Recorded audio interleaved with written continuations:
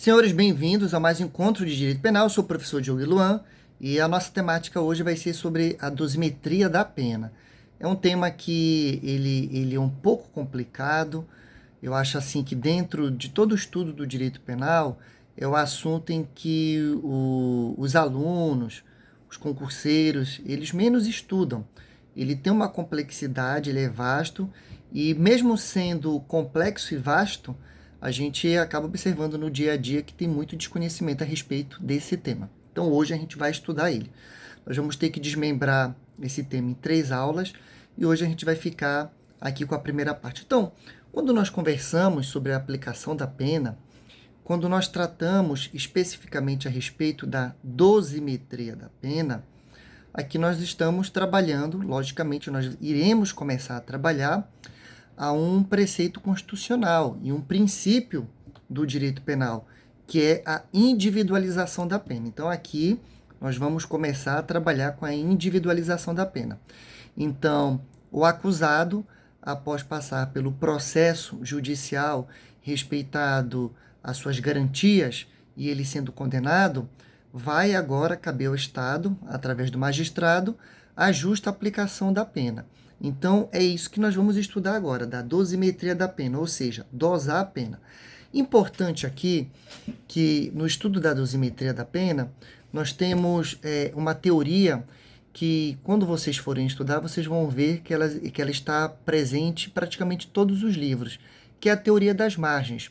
O que diz a teoria das margens? Ela vai dizer o seguinte, que na aplicação da pena, na dosimetria da pena, o juiz tem que respeitar as margens estabelecidas pelo legislador. Que margens são essas? É dentro do preceito secundário, que é onde nós encontramos o valor a ser aplicado de pena, nós sempre observamos que nós temos um patamar mínimo e um patamar máximo.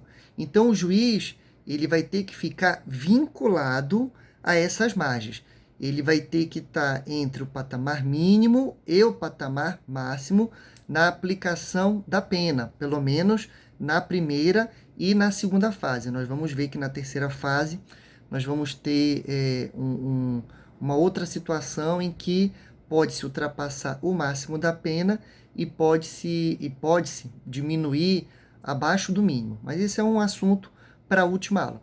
Então, a respeito hoje, especificamente a teoria das margens, o que nós temos que gravar é que essa teoria vai dizer o seguinte, que a atividade de aplicar a pena é uma atividade discricionária, porque o juiz tem a liberdade de fazer a análise das circunstâncias judiciais que nós iremos aprender, porém, ela é vinculada. Por que vinculada? Porque tem que seguir os parâmetros judiciais. Desculpa, tem que seguir os parâmetros legais. Então, ela é uma atividade discricionária, porém vinculada aos parâmetros legais. Então, a teoria das margens, ela basicamente vai dizer isso. Em relação à aplicação da pena, o Código Penal, ele adotou a teoria que foi criada por Nelson Hungria. Que teoria é essa? Nelson Hungria, ele criou um sistema trifásico. Ele estabeleceu que na aplicação da pena, o juiz vai ter que enfrentar 3 fases. Uma primeira fase, que nós vamos estudar hoje, que é a chamada pena base, que ela é definida pelas circunstâncias judiciais. Por que judiciais? Porque cabe ao juiz fazer análise dessas circunstâncias que estão previstas no artigo 59 do Código Penal, e nós vamos dar uma olhadinha nelas. Depois nós vamos ter uma segunda fase, onde se aplica as agravantes e as atenuantes, e uma última fase, em que o juiz vai aplicar as causas de aumento e as causas de diminuição de pena. Então, o critério que nós adotamos é o critério trifásico, criado por Nelson Hungria. O fundamento dele está no artigo 68 do Código Penal. Então, no artigo 68 do Código Penal, nós vamos encontrar lá que na aplicação da pena, o juiz primeiro vai ter que observar as circunstâncias judiciais, depois as agravantes e atenuantes, e por último as causas de aumento e de diminuição de pena. Então, vamos trabalhar agora especificamente aqui sobre a pena base. É isso que nós vamos aprender. A respeito ainda do critério trifásico, é importante falar que na mesma época que o Nelson Hungria fazia a defesa do sistema trifásico, existia também o Roberto Lira, grande doutrinador, que ele já defendia que na aplicação da pena deveria se adotar um sistema bifásico. O Código Penal adotou o sistema defendido por Roberto Lira na aplicação da multa. Então, na aplicação da multa, nós temos o sistema bifásico, enquanto na aplicação da pena privativa de liberdade, nós vamos ter o sistema trifásico, que é o sistema criado por Nelson Hungria. Então, vamos lá. O que acontece? Quando o sujeito é condenado, o juiz vai ter que estabelecer a pena tendo como parâmetro o mínimo estabelecido para aquele crime e o máximo. Como é que o juiz faz isso? Será que o juiz chega de mau humor e fala, vou dar pena máxima? Ou então ele está de bom humor e vai dar pena mínima? Não, não é assim que funciona. O critério para essa pena base, ele está previsto no artigo 59 do Código Penal, que são as chamadas circunstâncias judiciais. Então, quando o juiz ele for estabelecer a pena base, que é a primeira fase da dosimetria da pena, ele vai ter que se atentar ao artigo 59 do Código Penal e observar todas as circunstâncias que estão lá. São 8 circunstâncias. Então, ele vai ter que valorar cada uma dessas circunstâncias que são chamadas circunstâncias judiciais. Essas circunstâncias são, primeiro, a culpabilidade.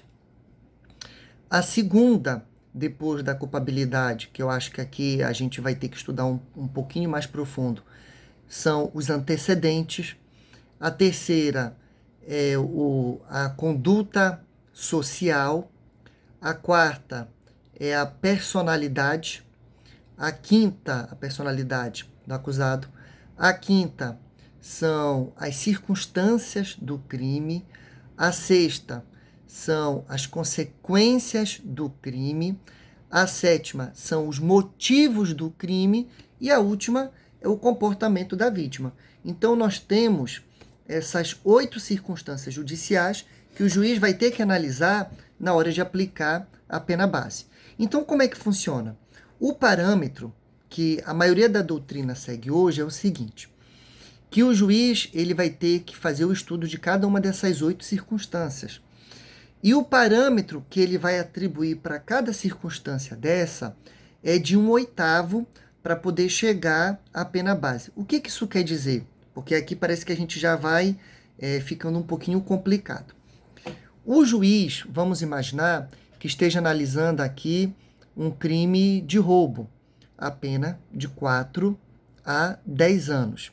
Então, se a pena é de 4 a 10 anos, ele vai ter que analisar essas 8 circunstâncias judiciais e vai ter que dizer quais são negativas ou desfavoráveis e quais são neutras ou positivas. Então, a gente vai se atentar aqui, na verdade, para as que são negativas, porque quando ele disser que uma circunstância judicial ela vai ter um peso de forma negativa, eu vou aumentar a pena desse indivíduo. Então, como é que nós vamos fazer? Vamos imaginar que dentro dessas 8 circunstâncias judiciais, 4 tenham sido valoradas de forma negativa. O que isso quer dizer?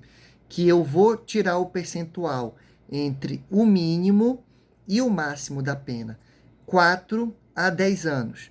4 a 10 anos, eu vou ter um percentual aqui de 6 anos. Então, esse valor intermediário, essa forma eu vou utilizar para todos os crimes. Esse valor intermediário, eu vou dividir ele por 8. Então, 6 eu vou dividir por 8. Então, nós vamos ter aí uma fração de meses. De cabeça eu não sei dizer, mas vamos imaginar que sejam 10 meses. Se eu valorei, no caso, 4 circunstâncias judiciais de forma desfavorável, eu vou pegar esse percentual, por exemplo, 10 meses, e vou multiplicar por 4. E aí eu vou incidir no mínimo, e nós vamos ter a pena base desse indivíduo. No começo pode parecer um pouco complicado, mas ele não é tão difícil quando a gente começa a colocar no papel e nós começamos a desenvolver esses percentuais. Então, nessa fórmula matemática, eu tenho que deixar claro também o seguinte, o direito não é matemático. Então, nós estamos trabalhando aqui com um parâmetro. Esse parâmetro, ele pode sofrer uma influência para mais ou para menos. E isso vai caber ao juiz fazer análise desse parâmetro. Então, nós podemos ter, para não dizer que é matemático, que ele é extremamente matemático, eu posso ter uma variação.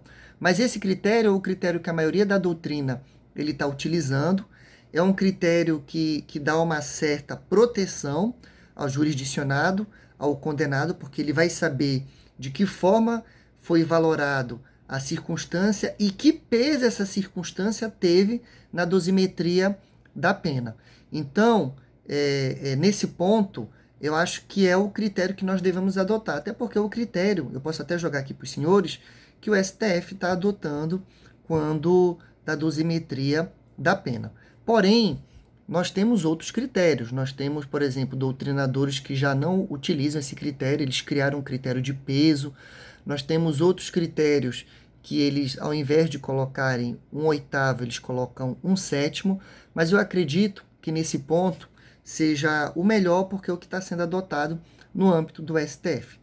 Como essa primeira parte ela ficou muito longa, eu vou encerrar essa aula aqui e nós já vamos logo entrar em seguida no estudo especificamente das 8 circunstâncias judiciais. Então eu paro nesse momento com essa aula e nós vamos iniciar a segunda aula com o estudo das circunstâncias judiciais, uma por uma.